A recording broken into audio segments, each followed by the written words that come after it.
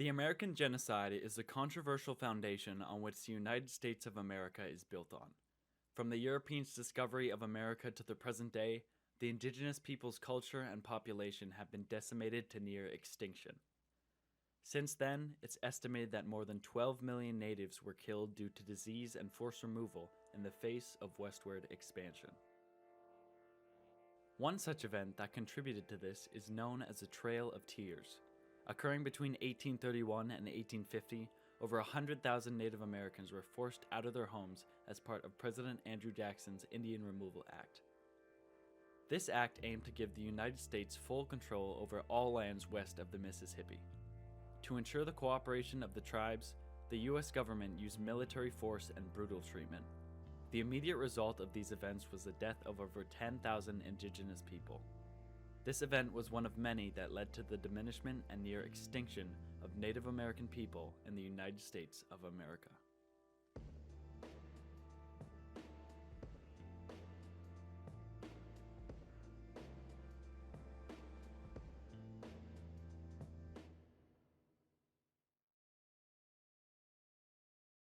Andrew Jackson was the 7th President of the United States of America and was in office from March 4, 1829 to March 4, 1837. He was once revered and renowned for his contribution to westward expansion, being described as a hero who challenged the very standard of political establishment. Just 1 year into his presidency, he signed the Indian Removal Act, a law aiming to remove natives to make way for westward expansion. As our society and history has developed, his true nature became more widely acknowledged. A racist Native American killer who carried out a genocide against women and children as a military leader.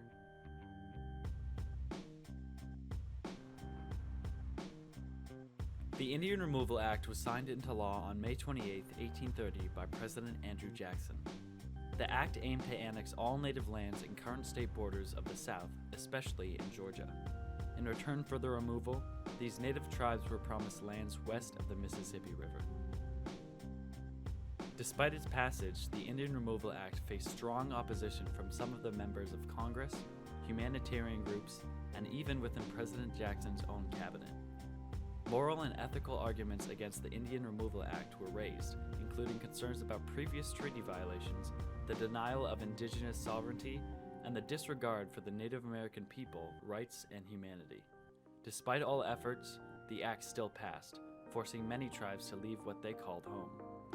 Many of them departed peacefully, but some resisted, seeing through the lies of this act. The Indian Removal Act became known as the impetus for the structural genocide known as the Trail of Tears.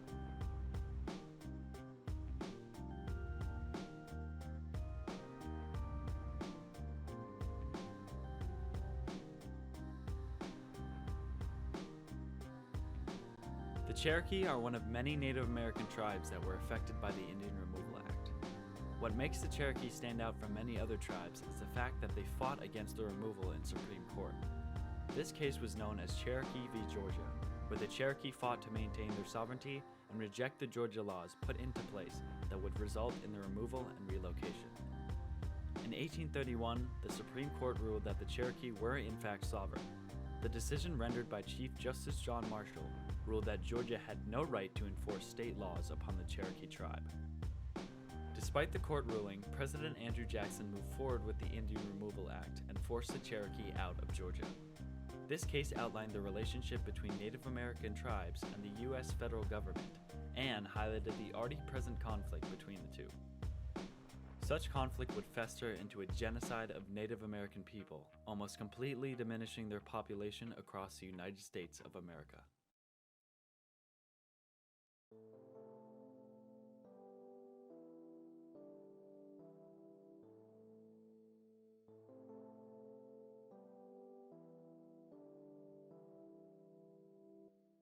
Just like the removal of the native tribes of America, genocide is always planned. To educate many about this process, a so-called 10 stages of genocide were constructed. Created by Gregory H. Stanton, the 10 stages of genocide are a model used to explain how genocide occurs.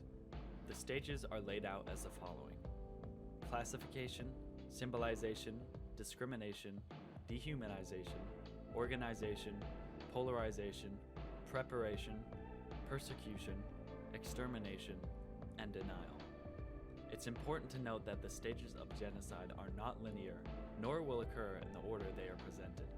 Some, if not all of these stages, are present in all of history's past genocide, including the impact on the Native Americans.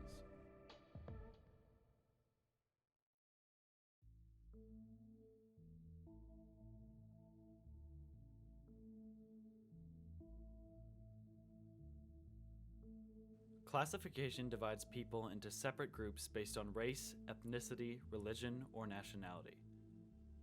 Native Americans were defined by their differences, being considered an inferior group of people. As a result of this, the United States classified the Native Americans as a separate political entity that they could negotiate treaties with. However, this often resulted in an uneven power balance between the two. Despite these treaties, the U.S. viewed the Native American people as an obstacle during westward expansion. The classification of Native Americans only served to aid their forced removal, assimilation, and genocide.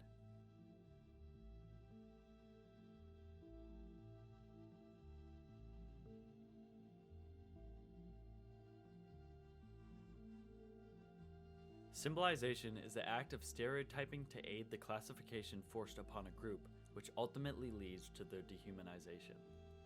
The push for the removal of the Native Americans furthered the racist and discriminatory views people had against them. Many symbols and names were created as a result of the hatred and resentment towards the Native Americans. Some of these terms included: using these terms, the white colonizers classified and separated the Native American people and their culture from themselves, resulting in the distinction of them as a lesser group of people. Many of these names and stereotypes have carried over into the modern day, with numerous sports teams and locations using these derogatory terms and depictions of stereotypes as names and mascots. This has sparked national debate over their use, with the racist nature having no place in the modern world.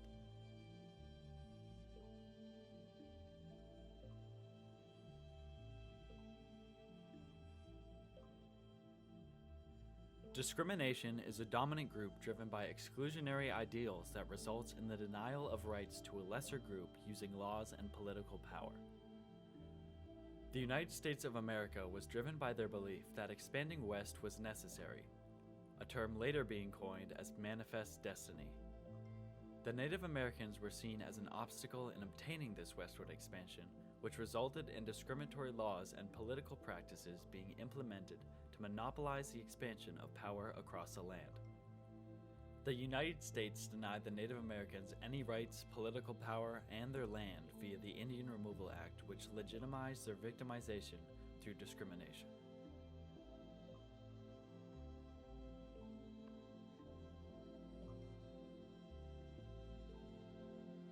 Dehumanization is when one group denies another humanity and equates them to vermin or animal due to hate and aggression. The Trail of Tears was based on the dehumanization of the Native Americans. Euro-Americans viewed the native tribes as primitive, savage, and childlike. Similarly to symbolization, dehumanizing language was commonly used to devalue the indigenous people's culture and humanity. White colonizers sought to forcefully assimilate them into Christianity and use this as a strategy for their forced removal to more easily separate the tribes from their native territories. In 1803, Thomas Jefferson suggested that the Congress implement an assimilation policy, one that would later become rooted in federal Indian law. This dehumanization has had an everlasting effect on how Native Americans are publicly viewed in today's world. We will still teach a false depiction of the Native Americans and their culture. Oftentimes in early education, we are taught an oversimplification of the indigenous people's rich culture that reduces them to stereotypes and historical artifacts. These teachings do not acknowledge their humanity and existence. Rather, it fosters our young generation to have a biased and racist view of the natives that dehumanizes and devalues their culture.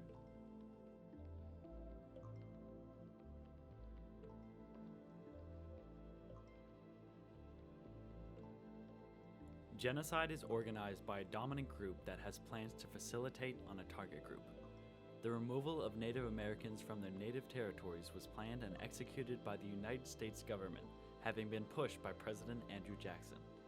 In May of 1830, the Indian Removal Act was passed through Congress. With that, so were the plans to ethnically cleanse the southeastern United States of the native Cherokee, Choctaw, Chickasaw, Creek, and Seminole tribes. The United States planned to execute a forceful march of over 100,000 Native Americans to present-day Oklahoma.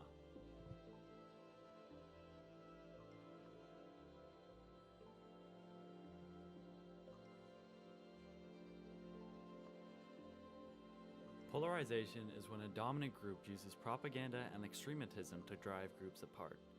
Polarization was not an uncommon factor during the Trail of Tears whatsoever. Propaganda against the Native Americans had been in use for as long as propaganda has been utilized in the United States. Hateful stereotypes depicting the indigenous people as primitive or being so-called savages was a very common derogatory method used to polarize the natives. Various forms of propaganda were spread during this time, such as hurtful imagery and untrue news articles attempting to cover up and justify the abhorrent act. The goal of this was to polarize the people and convince them that the inhumanities occurring weren't as awful as the reality of it. Not just this, but by watering down how brutal the events was in actuality, made it less likely for the general public to oppose the actions being taken against the Native Americans.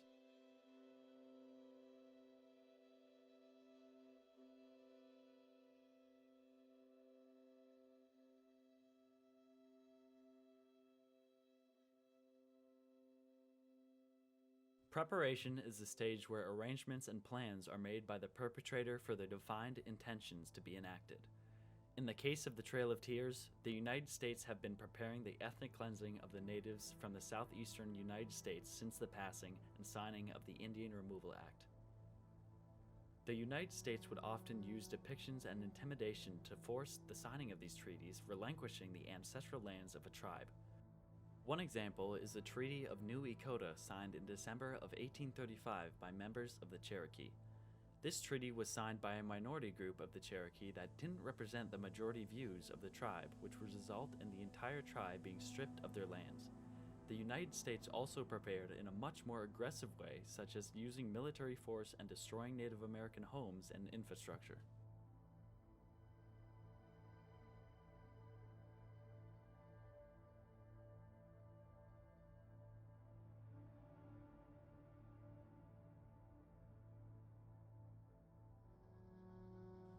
Persecution consists of the victims being identified and separated by their religious, ethnic, racial, or national identities and having their basic human rights violated. The persecution of the indigenous people is where the events of the Trail of Tears are set into action. The main focus of the Trail of Tears was the systematic persecution and displacement of the indigenous tribes that inhabited the southeastern United States. The basic rights of the Native Americans were stripped from them as they were forced to march, dictated to endure a 5,000-plus mile-long walk with inhumane conditions and resources. Along the journey, the Native Americans were subject to potential torture or sterilization, deprivation of food, water, and shelter, and, not to mention, the exposure to deadly diseases. These conditions would result in the deaths of thousands of innocent people and almost the near extinction of their culture.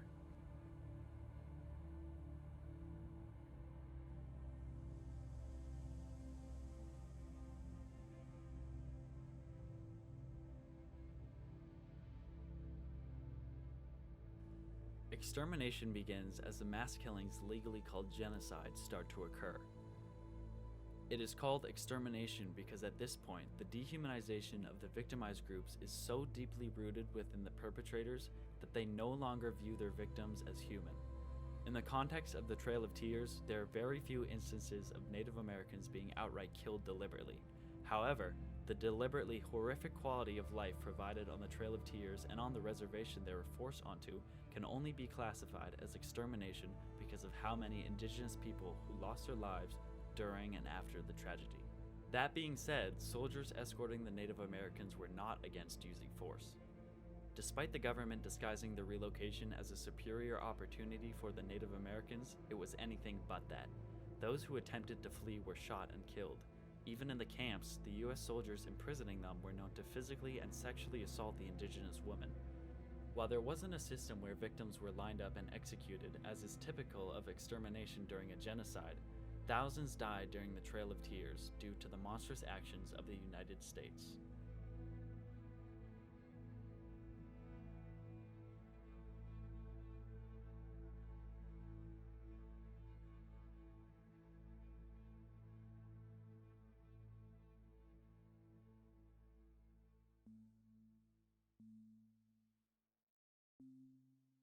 Denial is the final stage of a genocide and normally occurs throughout and following the genocide.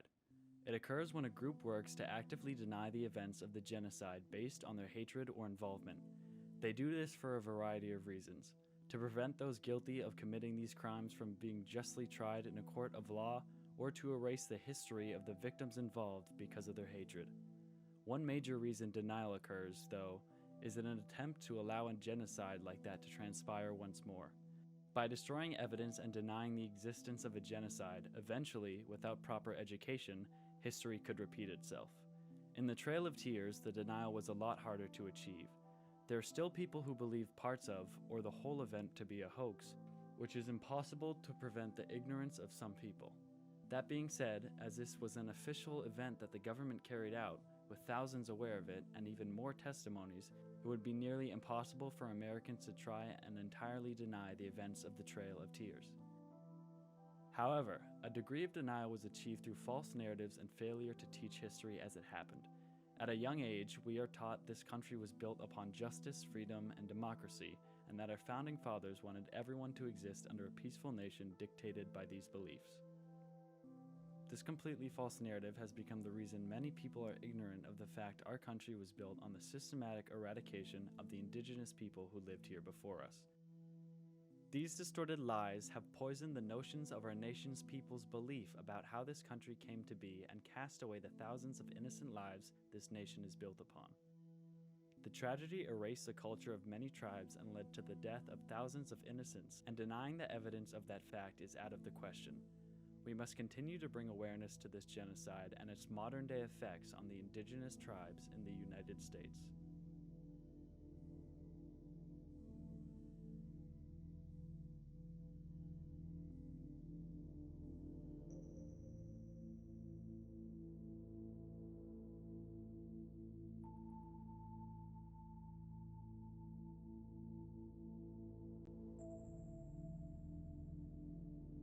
The Indian Removal Act and the Trail of Tears have had long-lasting major effects on the Native American communities almost 2 centuries later. The U.S. Census Bureau's 2021 American Community Survey found that 8.7 million people identified as Native American or Alaskan Native, making up only 2.6% of the total U.S. population. Currently, there are only 574 federally recognized tribes in the U.S., which is a massive decrease from the over 1,000 plus tribes thought to reside before European contact. Today, the population has been growing at a faster rate more than ever. However, this doesn't equate to the population and culture it once was. It wasn't until 1978 that the American Indian Religious Freedom Act was passed, which legalized traditional spirituality and ceremonies. This law overturned many state and local laws that prohibited Native Americans from practicing their traditions. Due to the almost 150-year period between the Indian Removal Act of 1830 and the American Indian Religious Freedom Act of 1978, a tremendous portion of indigenous culture and tradition has faced extinction. Being relocated to reservations was largely the issue for the diminishment of their culture and has been the source of many other issues they face today. Within the Native American reservations, there's a large percentage of people who struggle with poverty, drug and alcohol abuse, health issues, and other domestic issues. It has been found that by the American Addiction Center that 7.1 reported a drinking disorder and 10% have a substance disorder. This is a higher percentage than any other population in the country. In addition to that, nearly 30% of Native Americans living on reservations experience poverty, which is double the 15.3% U.S. national average. These problems are the result of years of historical trauma and racism directed towards these people. Furthermore, these causes have created a misrepresentation of the Native American people and their culture within the U.S. They are often exploited for things such as being used as mascots and being stereotyped, with old and racist derogatory terms still being used. The genocide committed against the Native Americans not only forcefully removed them from their lands, but also resulted in generations of trauma, racism, stereotypes, and domestic issues. The Trail of Tears was undoubtedly a horrific event that will permanently stain the history of the United States and will always be known as the American Genocide.